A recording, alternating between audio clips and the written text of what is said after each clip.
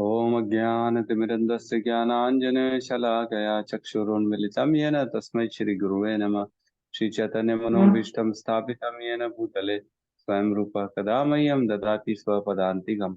वन्देऽहं श्रीगुरु श्रीयुतपदकमलं श्रीगुरून् वैष्णवांश्च श्रीरूपं साग्रजातं सहगन्धगुणान्वितं तं सजीवं साद्वैतं सावधूतं परिजनसहितं कृष्णचैतन्यदेवं श्रीराधाकृष्णपादान् सगललिता श्रीविशाखान्वितांश्च। हे कृष्ण करुणा सिंधु दीन बंधु जगतपते गोपेश गोपिका कांता राधा कांत नमस्तुते। तप्त कंचन गौरांगी राधे वृंदावनेश्वरी वृषभानुसुते देवी प्रणमामि हरिप्रिये। वाञ्छाकल्पतरुभ्यश्च कृपा सिन्धुभ्य एव च पतितानां पावनेभ्यो वैष्णवेभ्यो नमो नमः।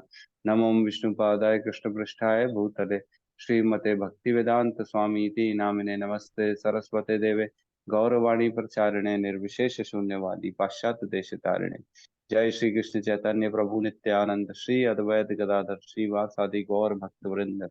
हरे कृष्णा कृष्णा कृष्णा हरे हरे, हरे राम राम राम हरे हरे। सबका स्वागत है हमारी मॉर्निंग भगवत गीता की क्लास में। तो कल जो हमने पढ़ा था उसमें 32 पढ़ा था हमने, जिसमें कहते हैं 31 और 32 पढ़ा था, जिसमें कहते हैं हे अर्जुन, मैं समस्त सृष्टियों का आदि मध्य अंत हूँ। मैं समस्त विद्याओं में अध्यात्म विद्या हूँ और तर्क शास्त्रियों में मैं निर्णायक सत्य हूँ। तो इसमें जो तात्पर्य लिखा है, उच्च विद्या के लिए ज्ञान के अनेक ग्रंथ है, यथा चारों वेद, उनके छहों वेदांग, वेदांत सूत्र, तर्क ग्रंथ, धर्म ग्रंथ, पुराण, इस प्रकार कुल 14 प्रकार के ग्रंथ हैं। तो 14 प्रकार के जो ग्रंथ है ना, बस मैं वो लिखवा देता हूँ, कल लिखवाया नहीं था मैंने आपको, तो वो नोट कर सकते हैं आप, है ना। पहले तो ये 6 वेदांग जो है, ये मैंने कल बताया था आपको, शिक्षा, छंद, व्याकरण, निरुक्त, ज्योतिष और कल्प, ये हो गए 6 वेदांग, है ना। और वेदांग मतलब वेदों के अंग हो गए ना, ये वेदांग मतलब उनके अंग हैं। उसके बाद है ना वेदांत सूत्र जो है ना, 4 तरह के वेदांत सूत्र हैं, है ना, जिसमें लिखता है सबसे पहला जो है, 4 पद हैं वेदांत सूत्र के। सबसे पहला है ब्राह्मण वेद है ना, ब्राह्मण और वेद का जो आपसी संबंध है वो। और उसके बाद बताते हैं दूसरा, जो अलग अलग जो ग्रंथ हैं उनके जो मतलब भेद हैं उसको सुलझाना, है ना। और तीसरा है साधना ब्राह्मण की प्राप्ति के लिए, ठीक है। और आखिरी है ब्राह्मण की प्राप्ति।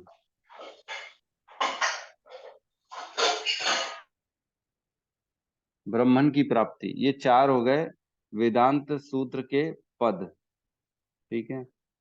और हमने पहले ही पढ़ा, 6 वो हो गए और 4 ये 10 हो गए। और बाकी जो लिखा है ये तर्क ग्रंथ, धर्म ग्रंथ और पुराण, ठीक है। इस प्रकार अपन समझ सकते हैं कि ये जो 14 है, ये जो है, ये आध्यात्म की प्राप्ति के लिए ग्रंथ हैं। इनको पढ़ सकते हैं अपन अगर अध्यात्म में आगे बढ़ना है। ठीक है, आज हम 33 में प्रवेश करते हैं। सब साथ में श्लोक दोहराएंगे। 10.33 अक्षराणाम अकारस्मि अक्षराणाम् अकारस्मि अकारस्मि द्वंद्व समासिकस्य च द्वन्द्वसमासस्य च द्वन्द्वसमासिकस्य अहम एव अक्षय कालो अहम् एव अक्षयकालो कालो धाता अहम विश्वतो मुखः दाता अहम् विश्वतः विश्वतो मुखः मुखः अक्षराणाम अकारो अस्मि अक्षराणाम् अक्षराणाम् अकारो अकारस्मि अस्मि द्वन्द्व समासिकस्य च द्वन्द्वसमासिकस्य च च अहम एव अक्षय कालो अहम एव अक्षय अक्षय कालो कालो धाता अहम विश्वतो मुखः धाताहं अहं विश्वतोमुखः विश्वतो मुख अक्षराणाम अकारोऽस्मि अकारो अक्षराणामकारोऽस्मि अस्मि द्वन्द्वः समासिकस्य च द्वन्द्वः समासिकस्य च अहम एव अक्षय कालो अहम् एव अहम् अक्षय इव कालो अक्षय कालो धाता अहम विश्वतो मुखः धाताहं विश्वतो विश्वतोमुखः मुख अनुवाद। अक्षरों में मैं अकार हूँ और समासों में मैं द्वंद्व समास हूँ। मैं शाश्वत काल भी हूँ और सृष्टाओं में ब्रह्मा हूँ। ठीक है, यहाँ सबसे कह ले रहे हैं कि अक्षरों में मैं अकार हूँ। अकार समझ पा रहे हैं क्या क्या क्या होता है? प्रभु जी कोई ओमकार बताना चाहे? बोलते थे। सॉरी प्रभु जी, ओमकार को बोलते थे। हरे कृष्णा नहीं, प्रभु जी। ओमकार को ओम नहीं। करके, ओम जो हरे शब्द है। हरे कृष्णा प्रभु जी। ओ वर्णमाला जो आ छोटाई बड़ाई पढ़ते वो आकार है क्या? हाँ, करीब करीब हो आप। और कौन बताएगा आकार?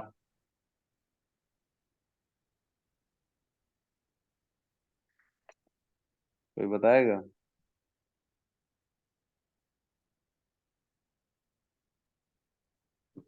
अकार किसे कहते हैं? कोई नहीं बताएगा, चलो मैं बता देता हूँ। अकार मतलब कि जो है शब्द, शब्द प्रॉपर शब्द है ना, उसकी बात चल रही है। क्योंकि के बगैर ना कोई भी साउंड आप नहीं ले सकते हो, है ना।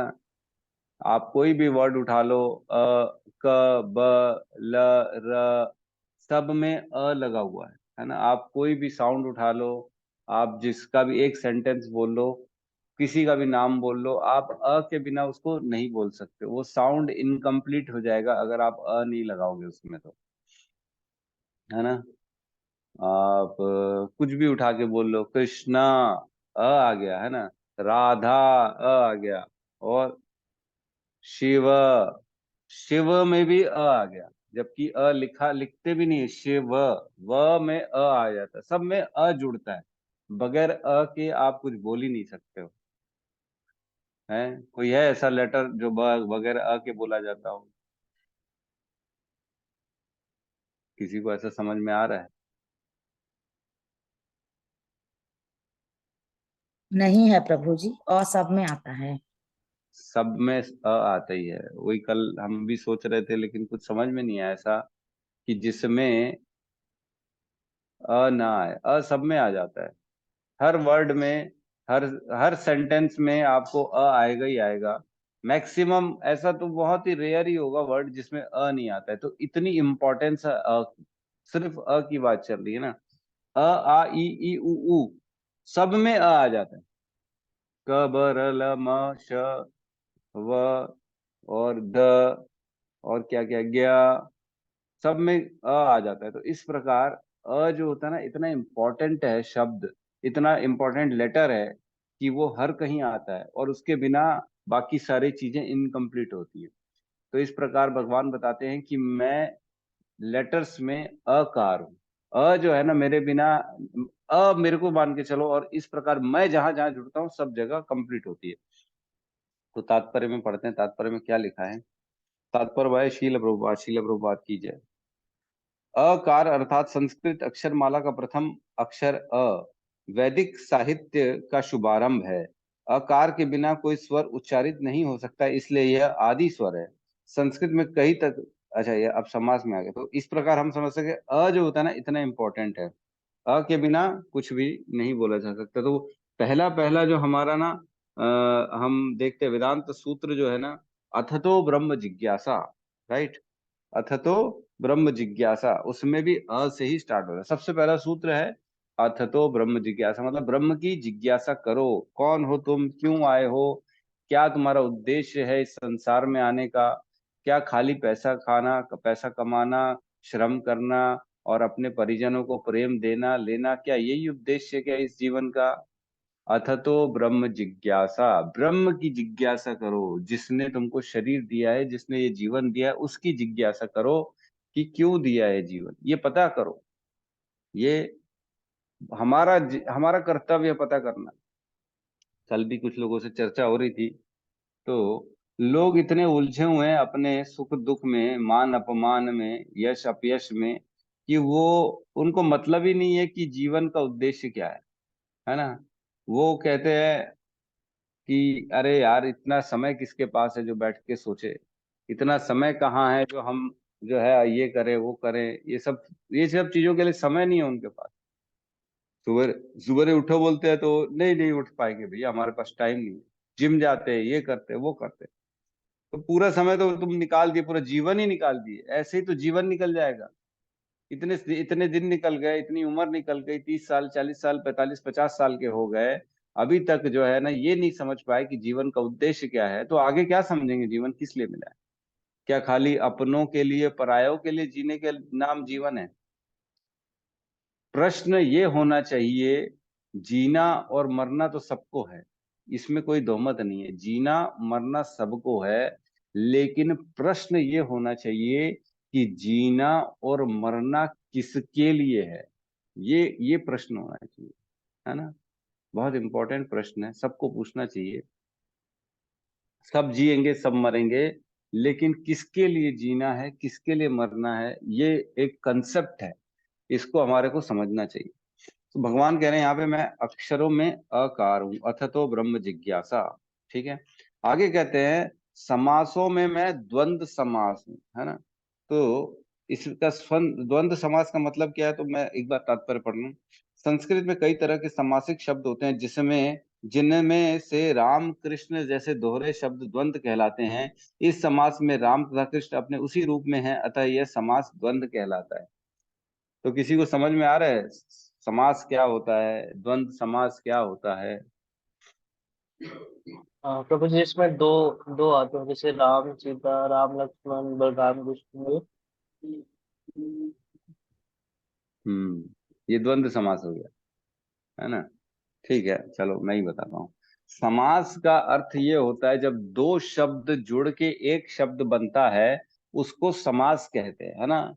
जैसे दो शब्द हो गया, है ना, नीलकंठ, नील और कंठ, ये दो शब्द हो गए, नीला और कंठ, है ना। ये दोनों महापुरुष, है ना, इस टाइप के जो है ना, अ, ब्रह्म वेले, है ना, और क्या क्या है, अ, कृष्ण अर्जुन, है ना। और इस तरह के जो है ना, अलग अलग तरह के जो शब्द, दो शब्द मिलके हम बोलते हैं, वो होते हैं द्वंद्व। तो द्वंद्व जो होते हैं ना, चार प्रकार के द्वंद्व होते हैं, आप चाहो तो लिख सकते हो। अव्ययी भाव पहला होता है, अव्ययी भाव, जिसमें जो है ना फर्स्ट वर्ड जो होता है ना वो इम्पोर्टेंट होता है, सेकंड वर्ड इम्पोर्टेंट नहीं होता। जिसे जैसे कि एग्जांपल आध्यात्म, तो आध्यात्म, तो आत्मा का जो ज्ञान है आध्यात्म कहलाता है। ठीक है। तो ज्ञान आदि आत्मा, आदि मतलब ज्ञान और आत्मा का ज्ञान, तो ज्ञान इज इम्पोर्टेंट यहाँ पे, कि आध्यात्म पहला वर्ड इंपॉर्टेंट है, आत्मा इज सेकंड, आत्मा तो सबके पास है, लेकिन ज्ञान है कि नहीं है इज इम्पोर्टेंट, आध्यात्म। दूसरा जो है वो कहलाता है तत्पुरुष तत्पुरुष समास। इसमें क्या होता है, सेकंड जो वर्ड होता है वो इंपॉर्टेंट होता है ना। दोनों के सेकंड का वर्ड इज मोर इम्पोर्टेंट। जैसे गुणातीत, है, गुण तो सबके पास है, लेकिन कौन गुणों से हुए ऊपर, अतीत, गुणातीत इस इसमें सेकंड। रसोई घर, जैसे घर रसोई, ठीक है, रसोई तो कॉमन हो गया, घर इज इम्पोर्टेंट है, रसोई जहाँ पे है वो इम्पोर्टेंट, रसोई घर। तो इस प्रकार जो सेकंड लेटर इंपॉर्टेंट हो जाता है उसको बोलते हैं तत्पुरुष। और तीसरा होता है बहुव्रीहि, बहुव्रीहि समास। इसमें दोनों ही शब्द इंपॉर्टेंट नहीं होते हैं, दोनों का इंपॉर्टेंस किसी तीसरे से होता है ना। जैसे महाबाहु। महाबाहु खुद में कुछ नहीं, कौन महाबाहु? अर्जुन महाबाहु, अर्जुन है इंपॉर्टेंट यहाँ पे, महाबाहु इज नॉट इम्पोर्टेंट, है ना। नीलकंठ जैसे अपन ने बताया, शिव जी इज इम्पोर्टेंट, नीलकंठ शिव जी के लिए उपयोग हुआ है। तो दोनों वर्ड में कोई ऐसा इंपॉर्टेंस नहीं है, खुद का कोई उनमें अलग आइडेंटिटी नहीं है। और तीसरा होता है द्वंद्व समास, जिसमें दोनों वर्ड इक्वल इंपॉर्टेंट रखते हैं। जैसे कृष्ण अर्जुन, है ना, राम कृष्ण, सीता राम, इस तरह के जो वर्ड होते हैं ना, वो द्वंद्व समास कहलाते हैं, है ना। क्या समझ पा रहे हैं भगवान ने कितनी गहरी गहरी बातें कर दी है सिर्फ एक आधे 1/4 जो है ना श्लोक में। भगवान ने बता दिया समासों में मैं द्वंद्व समास हूं। द्वंद्व समास असिगम च, नहीं, द्वंद्व समासिकस्य च। तो अपने आप को द्वंद्व समास बता दिए, कितने बड़ी बात हो गई। चार समास होते हैं, चार समास में एक द्वंद्व समास होता है। उसमें मतलब ये है कि चारों में दोनों वर्ड का इंपॉर्टेंस, एक में पहला एक में दूसरा, और तीसरे में दोनों इंपॉर्टेंट नहीं, चौथे में दोनों इंपॉर्टेंट है। तो भगवान बता रहे हैं समासों में मैं द्वंद्व समास हूं। कई बार तो मेरे को आश्चर्य होता है, भगवान ने भगवत गीता सिर्फ 45 मिनट में बोल दिया है, इतनी सारी चीजें बोल दिया है। हम एक एक चीज को समझने में एक एक दिन लगा देते हैं, आधा आधा श्लोक समझने में एक एक दिन लगा देते हैं। भगवान ने तो हार्डली 2-5 सेकंड 10 सेकंड में बोल दिया होगा, है। इतनी गहरी गहरी बात है। भगवान को कोई कमी नहीं है, वर्ड्स की कोई कमी नहीं है, भगवान को एक्सप्रेस करने में भी कोई सब कमी नहीं है, उनके पास पूरे ब्रह्मांड की शक्ति है। ठीक है, तो कहते हैं समासों में मैं द्वंद्व समास हूं। अब कहते हैं मैं शाश्वत काल भी हूं। अब हमने काल जो है ना 10.30 में भी पढ़ा था, एक बार पढ़ते 10.30। यहाँ कहते हैं दैत्यों में भक्तराज प्रहलाद हूं, दमन करने वालों में मैं काल हूं। ठीक है, तो उस समय हमने पढ़ा था दमन करने वालों में मैं काल हूं। ठीक है, कालह कालयातम अहम, मतलब जो समय जो होता है ना उसकी चर्चा कर रहे थे 10.30 में, कि जो सब चीज को खत्म कर देता है, दमन कर देता है। अब यहाँ कह रहे हैं कि मैं काल हूं, लेकिन मैं शाश्वत काल हूं, है ना। शाश्वत मतलब एवर लास्टिंग, कभी ना खत्म होने वाला, जो हर हर टाइम रहे। हर टाइम तो टाइम ही रहे, हर टाइम तो रहेगा ही टाइम, है ना। ऐसा कभी नहीं है जो कभी खत्म ना हो। हमारी बुद्धि के लिए बोल रहे हैं ना, क्योंकि भगवान तो काल से भी परे हैं। भगवान तो काल एक शक्ति है भगवान की, लेकिन हम जो है भगवान को उनको नहीं समझ सकते। लेकिन हमारी बुद्धि से हम समय को तो समझ सकते हैं कि समय क्या होता है। समय क्या कभी खत्म हुआ है? क्या ऐसा टाइम था कभी जब टाइम न रहा हो? क्या हम ऐसा कभी सोच सकते हैं कि बगैर समय के इस ब्रह्मांड में हम रहे? नहीं समझ सकते। इसलिए भगवान यहाँ कह रहे हैं मैं शाश्वत काल हूं, क्योंकि हम लोगों की बुद्धि कम है। हमारी बुद्धि के हिसाब से भगवान हमको एग्जाम्पल दे रहे हैं कि तुम ये जानो कि मैं काल हूं, शाश्वत काल हूं, मतलब ऑलवेज, नेवर एंडिंग, कभी ना खत्म होने वाला। एक श्लोक आता है 11.32, बोलेंगे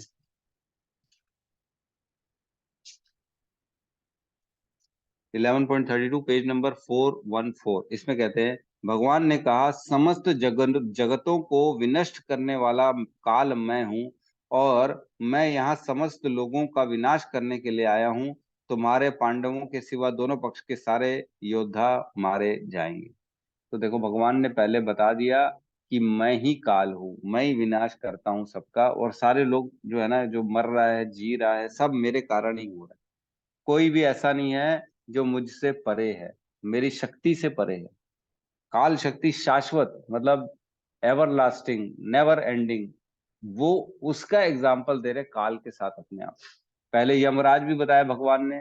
तो यमराज का क्यों बताया था? धर्म में, क्योंकि यमराज कभी भी किसी के साथ पक्षपात नहीं करते, इसलिए बताया था यमराज मैं हूँ। और उसके बाद बताते हैं काल मैं हूँ, कि दमन करने वालों में काल हूँ। अब यहाँ बता रहे हैं कि मैं शाश्वत काल हूँ, एवर लास्टिंग काल हूँ।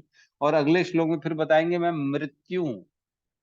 तो जबकि हम तीनों चारों को एक ही नाम, एक ही बुद्धि से समझ रहे हैं, यमराज, काल और मृत्यु में कोई फर्क है क्या हमारे लिए? हम तीनों को एक ही एंगल से देखते हैं, लेकिन भगवान एक ही चीज को अलग अलग एंगल से बता रहे हैं कि इसमें एक चीज में ये मैं हूं, वही मैं हूं, वही मैं हूं, ये मैं हूं, है ना। तो किसी को खाने में जो है ना, एक टाइम का खाना कोई खाएगा तो उसको चावल दिखेंगे, किसी को सब्जी दिखेगी, किसी को भात दिखेगा, किसी को सलाद दिखेगा, किसी को नमकीन दिखेगा, उसी में किसी में कोई चटपटा दिखेगा। तो एक ही खाने को आदमी हम अलग अलग अलग आदमी अलग अलग एंगल से बताते। आपसे अगर पूछूंगा गौतम प्रभु आज खाने में सबसे अच्छा क्या था, तो गौतम बताएंगे चटपटा था, मेरे को अच्छा लगा। रोहित प्रभु से पूछेंगे खाने में अच्छा क्या था, तो बोले जो है ना गर्माहट, बहुत गरम गरम खाना खाया इसलिए अच्छा लगा। सब अलग अलग अपना अनुभूति देंगे। लेकिन भगवान अकेले ऐसे हैं कि वो एक ही चीज की अलग अलग एंगल से अनुभूति बता रहे हैं कि मैं किस प्रकार एक ही चीज में ये प्रॉपर्टी है, मैं वो सब अलग अलग हूँ। ठीक है। तो आगे कहते हैं, इसी के तात्पर्य में पढ़ते हैं काल के बारे में। समस्त मारने वालों में काल सर्वोपरि है, क्योंकि यह सबों को मारता है। काल कृष्ण स्वरूप है, क्योंकि समय आने पर प्रलय अग्नि से सब कुछ लय हो जाता है ना। तो ये भगवान काल है। और आगे कहते हैं, मैं सृष्टाओं में ब्रह्मा हूँ। ठीक है।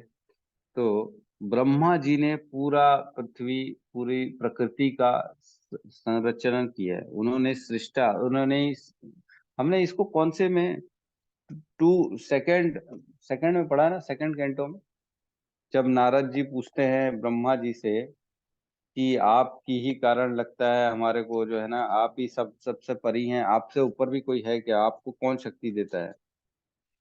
शायद 2.5 पॉइंट करके है सर। 2.6.39 है क्या किसी के पास भागवतम? टू जी पॉइंट प्रभु जी। सिक्स पॉइंट थर्टी नाइन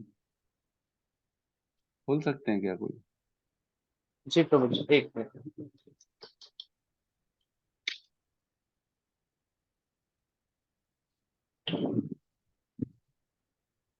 हाँ, प्रभु जी 2.9 पॉइंट बोले ना। 2.6.39।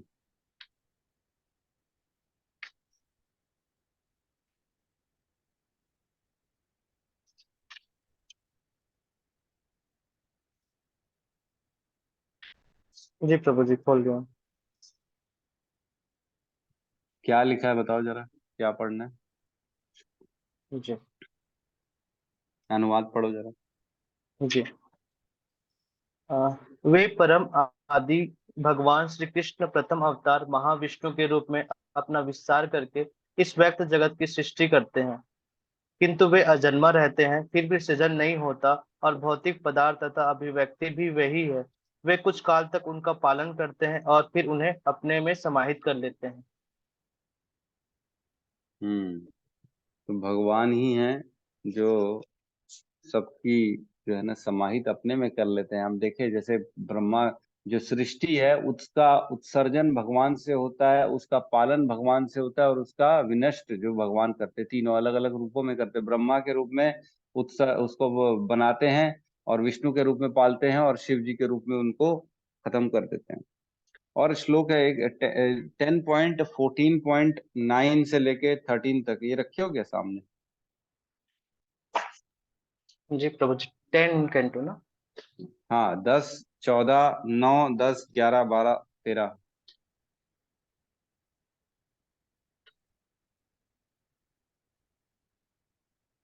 एक मिनट प्रभु जी। हाँ, हम्म, भाग 3 में है ना प्रभु जी? नहीं, 10, 14 एक में आएगा, 10.1 में आएगा मेरे ख्याल, या अच्छा 2 अच्छा। में आ जी सकता है। जी। मेरे में ना श्रीमद् भागवतम है वैसे, मोबाइल में शेयर करने आना आता नहीं मेरे को। हाँ प्रभु जी, 10 अध्याय 14 में ना, हाँ, श्लोक क्रम। 10, 14, 9, 10, 11, 12, 13। जी प्रभु जी, सुनाओ प्रभु जी। हाँ सुनाओ। हाँ, 9 पे बोलते हैं, हे प्रभु, मेरी अशिष्टता को जरा देखो।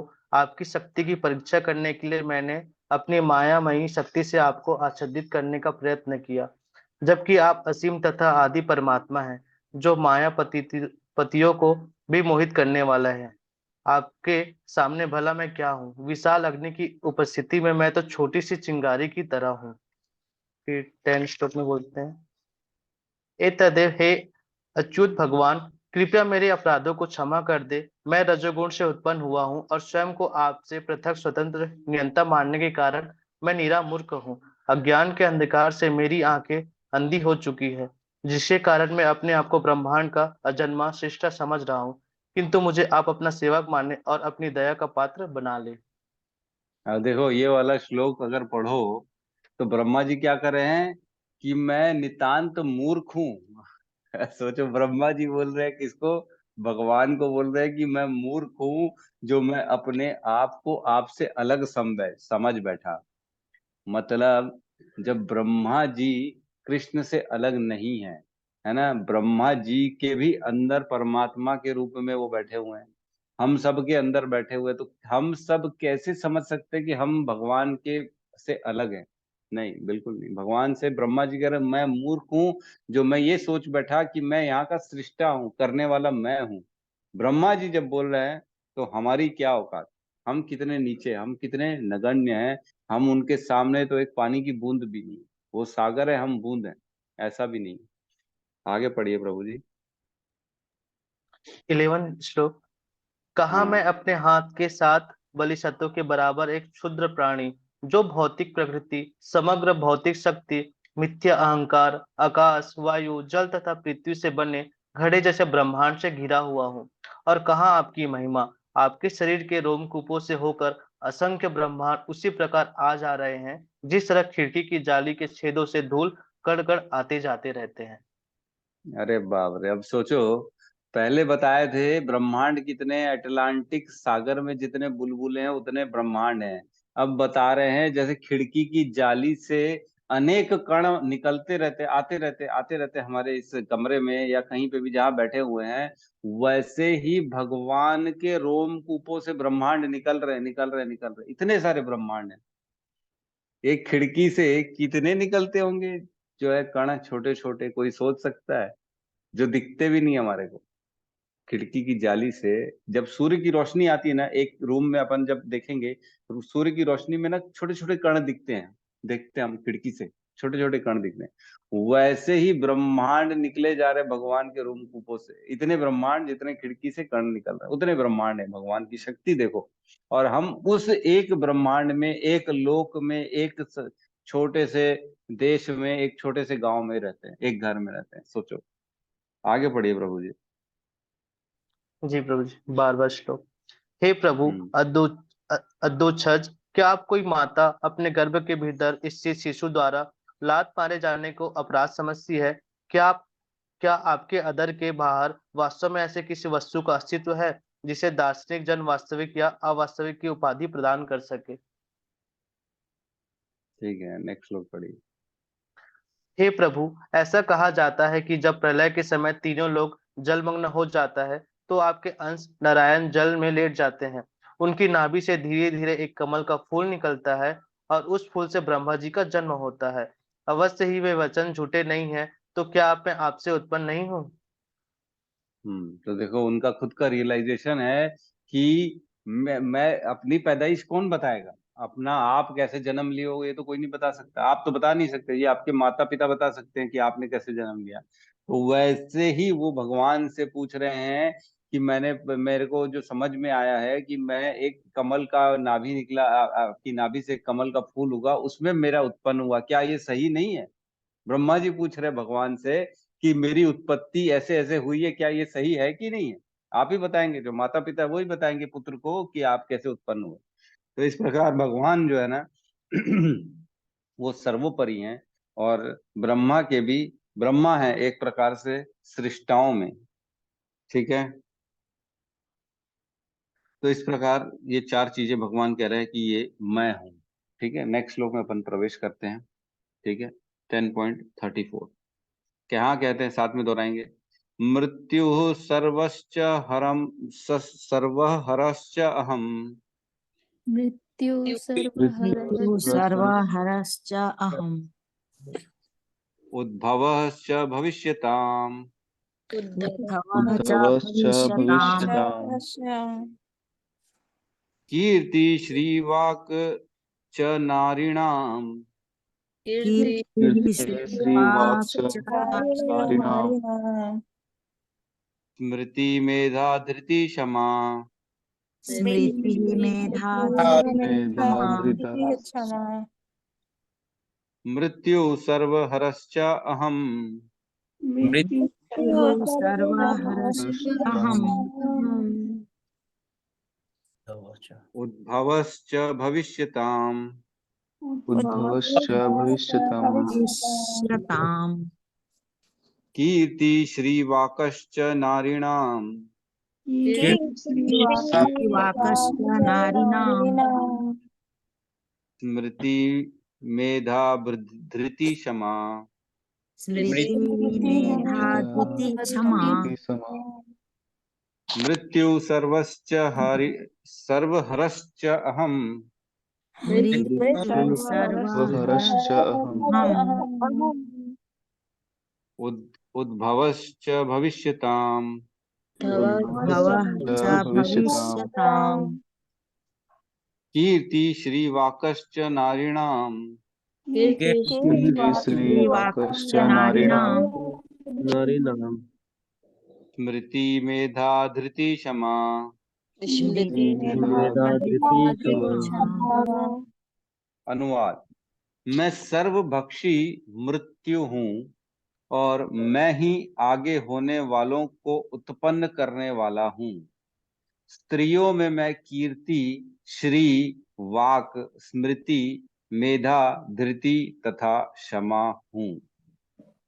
तो यहाँ पे सबसे पहले कह रहे हैं मैं भगवान की मैं सर्वभक्षी मृत्यु हूँ, है ना। तो सर्वभक्षी को इंपॉर्टेंट कैटेगरी में डालेंगे कि सर्वभक्षी मृत्यु का कुछ छोड़ती है ना। आदमी पूरा जीवन मान नाम अपमान परिजन पुत्र स्त्री सब कमाता है बैठ के, अच्छा अच्छा चलता है, अरे मेरे लिए अच्छा बोलेंगे, मैं अच्छा बनता रहूं, मैं ये करूं, मैं इसके लिए वो करूं।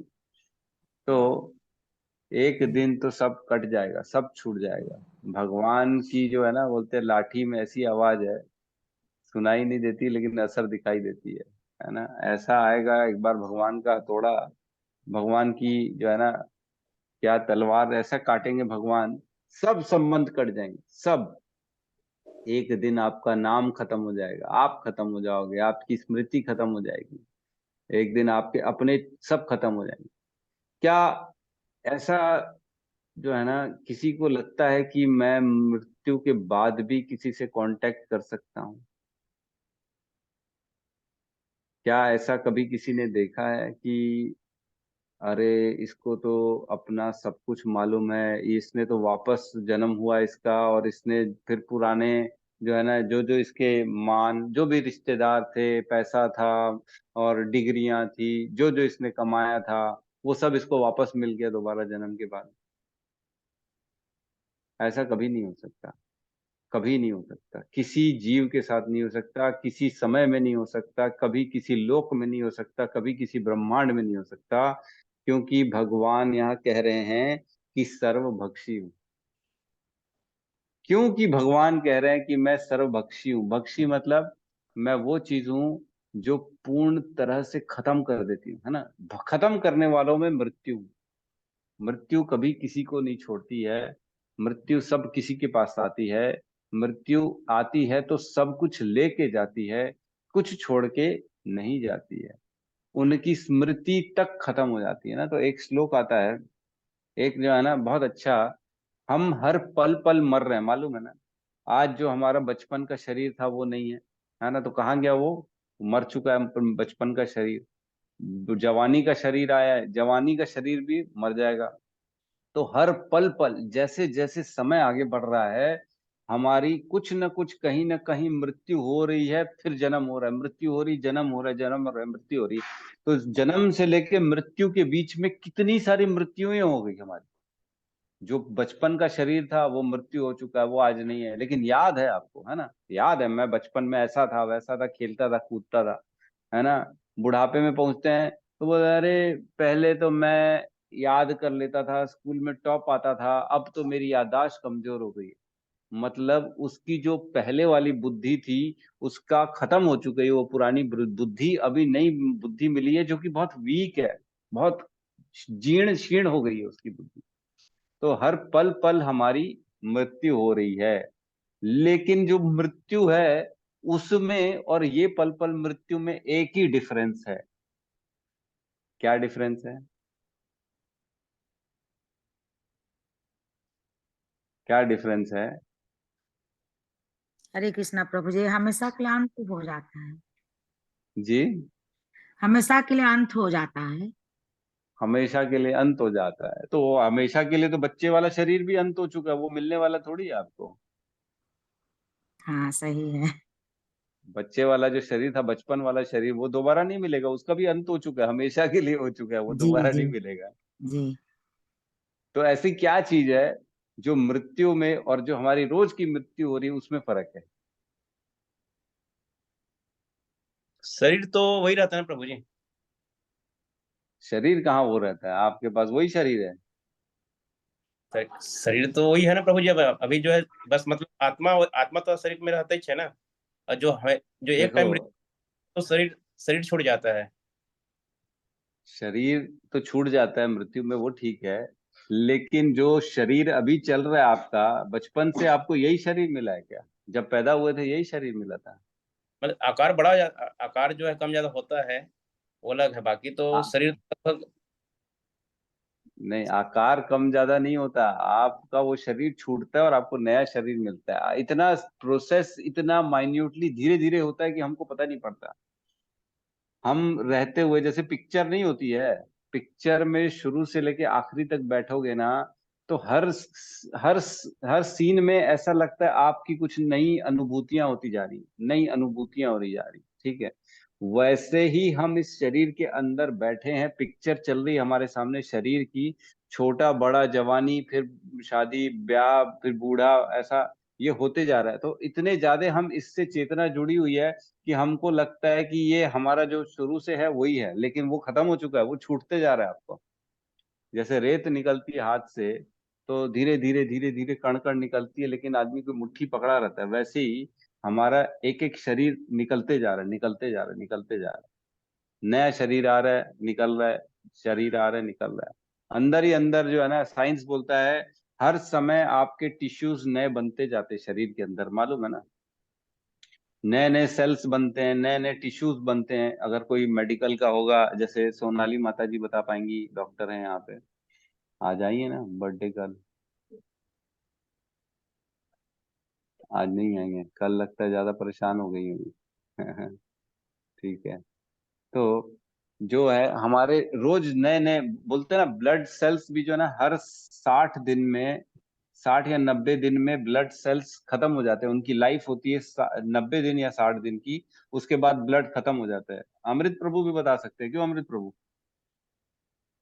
नए बनते हैं ऑटोमेटिक, आपको पता ही नहीं पड़ता है। मर गए वो सेल्स, वो जो है ना मूत्र के द्वारा निकल जाते हैं और ऑटोमेटिकली नए सेल बन जाते हैं, तो वो निकल गया, नया सेल उत्पन्न हो गया। उसी प्रकार शरीर में भी जो पुराना शरीर है वो निकल चुका है, नया शरीर आपको डेली डेली मिल रहा है। यस सत्यम प्रभु, क्या कहना चाह रहे हैं? तो जी, जो आपने क्वेश्चन पूछा था उसके लिए मैं यही बता सकता हूँ कि जो हमारी स्मरण शक्ति होती है वही रह जाती है। जैसे मतलब मृत्यु के बाद है तो हमें तो पिछला जीवन पता नहीं क्या थे क्या नहीं थे ये सारी चीजें, लेकिन जो हम्म। इस जीवन में है वो बचपन से लेके अब तक क्या क्या मैंने कर्म किए या क्या क्या चीजें, वो सारी चीज स्मरण शक्ति जो है वो रहती है। बस बहुत सही, प्रभु जी के लिए तालियां। बहुत बहुत उत्तम आंसर दिया है। एक ही डिफरेंस है जो हम डेली मर रहे हैं और एक्चुअल मरने में, कि हमारी स्मरण शक्ति भी छूट जाती है मृत्यु में। हमको याद नहीं रहता, आगे निकल गए तो कुछ याद नहीं रहेगा। देहिनो अस्मिन यथा देहे कौमरम यौवनम जता जरा तथा देहांतर प्राप्ति धीरस तत्रेन मुह्यति। मतलब ये देह का रूल है, ये बिल्कुल फॉलो करेगा। पहले इसको कौमर, छोटा बचपन, यौवन, वृद्धा, फिर तथा देहांतर प्राप्ति। ये तो प्रोसेस है, इसमें कोई वो घबराने वाली बात नहीं है। मृत्यु प्रोसेस जो है ना, जैसे जन्म से आदमी बचपन से बड़ा हुआ, बड़ा जवान हुआ, फिर बुढ़ा हुआ, वैसे ही उसी प्रक्रिया से आत्मा का देहांतर प्राप्ति, नया देहांतरण हो जाता है, नए शरीर में चले जाता है। तो उसमें तथा देहांतर प्राप्ति धीरज तत्र न मुह्यति, इसमें धीरवान जो ज्ञानवान आदमी है ना, उसको इसमें मोहित नहीं होना चाहिए। कोई मर गया तो उसके लिए शोक नहीं करना चाहिए, क्योंकि ये तो प्रोसेस है, नॉर्मल प्रोसेस है। जैसे खाना खत्म हो जाएगा, सब्जी भाजी खत्म हो जाएगी, तो नई सब्जी लाओगे ना, फ्रिज को दोबारा भरोगे कि नहीं भरोगे। वैसे ही जो है, ये शरीर जैसे जीने लायक नहीं रहेगा तो आत्मा दूसरे शरीर में चले जाएगी। इसमें क्या है, आत्मा शाश्वत काल रहेगी, हमेशा थी, हमेशा रहेगी। आत्मा का कभी भी मृत्यु नहीं होता। लेकिन सिर्फ एक हल्का सा इसमें भगवान ने गेम चेंज कर दिया, बटन दबा दिया कि देहांतरण हो जाएगा, तब आपकी स्मरण शक्ति चली जाएगी बस। तो जो जीवन भर किया धराया कमाया सब छूट जाएगा, तो आदमी उसी में मोहित हो जाता है ना। क्या कहते हैं दूसरे अध्याय में, अव्यक्तादीनि भूतानि मध्यम व्यक्तानि भारतः अव्यक्त निधनानि एव च तत्र का परिवेदना। एक समय था जब अव्यक्त थे, माँ के गर्भ में थे, तब क्या आपको ध्यान था? कुछ अक्ल थी? कुछ नहीं था। उसके पहले क्या थे, वो ध्यान है क्या? नहीं था। तो फिर कुछ समय के लिए व्यक्त हुए, हम आए इस संसार में, पैदा हुए, देखे सुने, बातें किए, एक दूसरे के साथ लेना देना किए, कुछ कर्मों का, कुछ सुख का, कुछ दुख का, और उसके बाद दोबारा अव्यक्त हो गए, दोबारा से लुप्त हो गए। तो इसमें क्या शोक, क्या किस बात का शोक? क्योंकि जब अव्यक्त हो जाओगे फिर कुछ समय बाद व्यक्त हो जाओगे, फिर दोबारा आपको आना पड़ेगा, फिर लोगों के साथ कुछ इंटरेक्शन होगा, सुख दुख होगा, आना जाना होगा, फिर दोबारा अव्यक्त हो जाओगे, फिर चुप हो, फिर अव्यक्त, फिर दोबारा जन्म होगा, फिर कुछ लोगों के साथ मिलोगे, उनके साथ नए कर्म बंधन बनाओगे, सुख दुख बांटोगे, फिर मर जाओगे, फिर दोबारा जन्म होगा, फिर व्यक्त हो गए, मान अपमान सुख दुख अपयश यश अपयश, कर्म का खेल होगा, फिर बंद हो जाओगे। तो एक जैसे लाइट को switch on switch off, of on off on off on off on करते रहते ना, वैसे ही हमारा जीवन। बस डेली लाइट को रात को शाम को जलाएंगे, सवेरे बंद कर देंगे, अंधेरे में जलाएंगे, सवेरे बंद कर देंगे, अंधेरे में जलाएंगे, सवेरे बंद कर देंगे, जितनी देर की भी जरूरत हो उतनी देर के लिए जलाएंगे, फिर बंद कर देंगे। सेम वैसा ही जीवन है। आत्मा भी वही एज इट इज बैठी हुई है। उसको शरीर मिलता है तो लाइट की तरह जल जाती है, शरीर जाता है तो लाइट की तरह बुझ जाती है, फिर शरीर मिला तो लाइट की तरह जल गई, फिर गया तो बुझ गई। बस सेम वैसे ही खेल हमारे सबके साथ चल रहा है। शरीर मिला, थोड़े समय के लिए कुछ दिखा अच्छा अच्छा रूम में, वाह क्या कलरफुल है, ये है वो है, फिर बंद, मर गया। फिर जला तो देखे कुछ डस्ट है, गंदगी है रूम में, कीचड़ पड़ा हुआ है, दाग है, तो मतलब गंदे कर्म अनुभव कर रहा है ना, फिर मर गया। फिर चला, फिर अच्छे कर्म अनुभव कर रहा है, बड़ा साउंड आ रहा है रूम में, अच्छे अच्छे लोग घुस रहे हैं, बातें कर रहे हैं अच्छी अच्छी, तो वो जीवन में अच्छे अच्छे काम हुए, उसके सुख मिला, फिर मर गया। तो इसमें जो है ना, कहीं भी अपने आप को ऐसे चिपकाना नहीं चाहिए कि मेरे साथ ये सुख था, उस समय मैं इतना सुखी था, उस समय मैं इतना दुखी था, आज मेरे साथ देखो क्या हो गया। अरे ये तो होना ही है। तुम नहीं मानोगे तो क्या दिन चेंज नहीं होगा, तारीख नहीं बदलेगी क्या? बदलेगी ना। सूर्य तो अस्त होगा, सूर्य तो उदय होगा, वो किसी के लिए रुकेगा थोड़ी। तो तुम क्यों रुक के बैठे हो अपने पुराने सुख में और दुख में? तुमको कौन फंसा के बैठा है? सिर्फ तुम्हारी बुद्धि और तुम्हारा मन, और कोई नहीं फंसा के बैठा है। तुम समझो इस चीजों को कि तुमको आगे बढ़ना ही पड़ेगा, नहीं बढ़ोगे तो तुम स्वयं अपने आप को पीछे छोड़ दोगे और अपना आत्म साक्षात्कार नहीं कर पाओगे। जो भगवान का विधि विधान है उसके आगे तो आपकी चलनी नहीं, आपको तो चलाना पड़ेगा। जैसे एक छोटा बच्चा होता है, उसको पिताजी के मार्गदर्शन में ही चलना पड़ता है, वैसे ही हम सबको कृष्ण भगवान के मार्गदर्शन में चलना ही पड़ेगा। नहीं चलेंगे तो हम दुखी होंगे और कुछ नहीं होगा। स्वयं अपने दुख के लिए आप खुद उसके लिए जिम्मेदार बनोगे। ठीक है, तो सब सर्वभक्षी मृत्यु हम भगवान कहते हैं। तो समय हो रहा है क्या? 52 हो गया है। और मैं ही आगे होने वाला हूँ, उत्पन्न करने वाला हूँ। मतलब शरीर के अंदर जीवन देने वाला कौन है? एक्चुअल में शरीर तो माँ बाप देते हैं, वो भी माँ बाप के हाथ में नहीं है, लेकिन जीवन कौन दे रहा है? आत्मा को उस शरीर तक कौन कर रहा है, पहुंचा कौन रहा है? ये घर मिला है आपको, ये जीवन मिला है, ये किसने दिया? क्या आपके माँ बाप ने दिया? नहीं नहीं नहीं नहीं। माँ बाप में इतना सामर्थ्य नहीं है कि बच्चा पैदा कर लें। नहीं तो आज की डेट में कितने सारे ये नर्सिंग होम खुल चुके हैं, है ना, टेस्ट ट्यूब बेबी खुल चुके हैं, ये बेबी वो बेबी। उनमें सामर्थ्य होता तो क्यों नहीं कर लेते? नहीं कर पाते। इतनी दवाइयां चल रही है, लोगों को बच्चे नहीं हो रहे हैं, क्यों नहीं हो रहे हैं? राजा चित्रकेतु, 1 करोड़ पत्नियां थी लेकिन एक संतान नहीं थी। रो रहा था भगवान नारद जी के सामने कि मेरे को संतान नहीं है, मेरे को संतान दो। क्यों? क्योंकि संतान देना भगवान का काम है, इंसान का काम नहीं है। लेकिन लोग गलत दृष्टि, गलत दिमाग से, ये एजुकेशन सिस्टम गलत हो गया। लोगों को लगता है कि हम संग करेंगे तो हमारा बच्चा होगा। ऐसा नहीं होता, कभी नहीं होता। ये जो है ना, ये भगवान की देन है ना। पुनरपि जननम पुनरपि मरणम पुनरपि जठरी जठरे शयनम, है ना। यह संसार है बहुत दुस्तार है, कृपा कर पाहि मुरारे, है ना। ये संसार बहुत दुस्तर है ना। और कौन सा श्लोक बताते हैं शंकराचार्य जी? हम्म।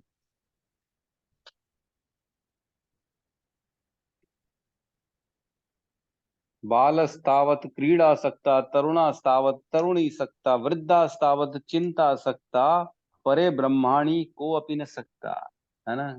चिंतन, बच्चे को खेलने का चिंतन, जवानी में मजे का चिंतन, बुढ़ापे में बुढ़ापे का चिंतन, चिंताएं हो जाती हैं घर की, बच्चों की, पैसे की। लेकिन पूरा जीवन निकल जाता है, लेकिन ब्रह्म के प्रति, जिसने हमको ये जीवन दिया है, उसके बारे में चिंतन करने का समय ही नहीं है। कौन हमको लाया यहाँ पे, क्यों लाया, क्यों भेजा गया, क्यों ऐसे माँ बाप दिए गए, क्यों हमको सुख मिला, क्यों दुख मिला? इस सब चीजों का चिंतन कब करोगे मेरे भाई? हैं, आदि शंकराचार्य जी कहते हैं। आशा पिंडम, है ना। अंगम गलितम पलितम मुंडम दशह विहीन जातम तुंडम वृद्धो याति घृत्वा दंडम तदपि न मुच्यते आशा पिंडम।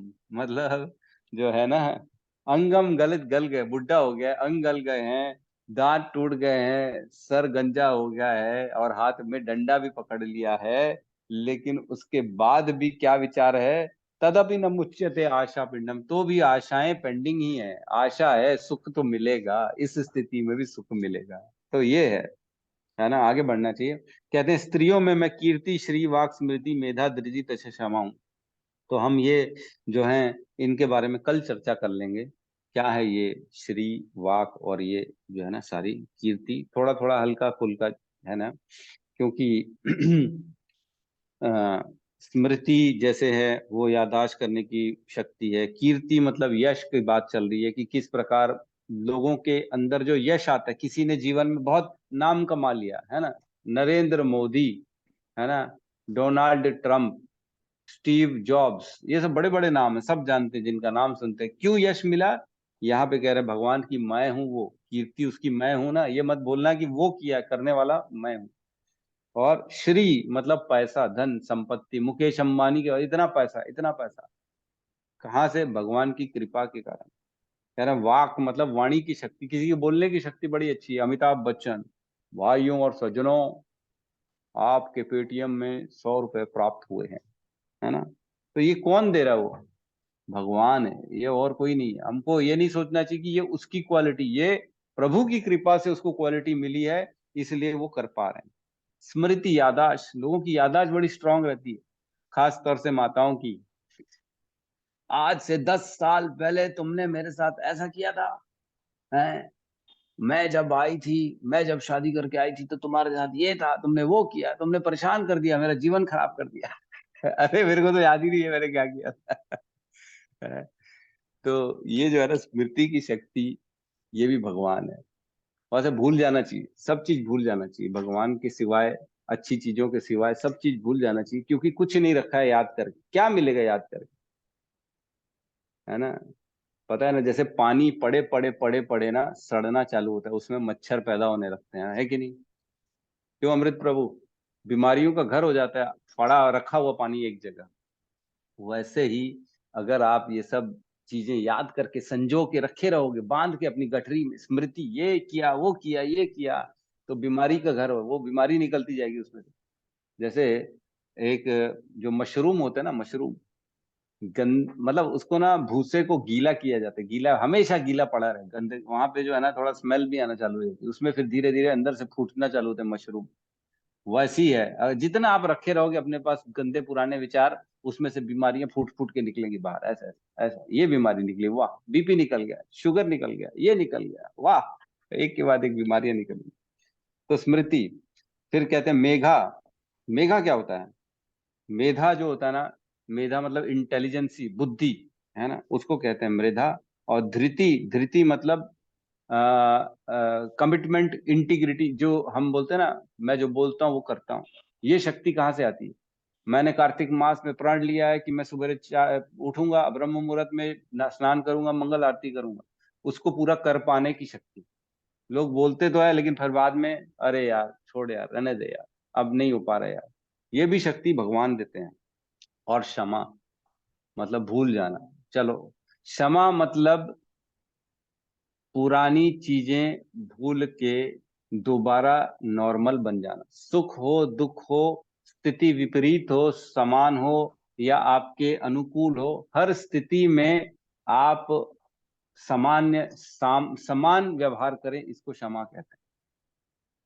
तो ये भी भगवान है कह रहे हैं। तो देखो सब चीज भगवान है यहाँ पे। ठीक है, किसी का कोई प्रश्न है तो हम ले सकते हैं, नहीं तो क्लोज करते हैं, आज समय हो गया है।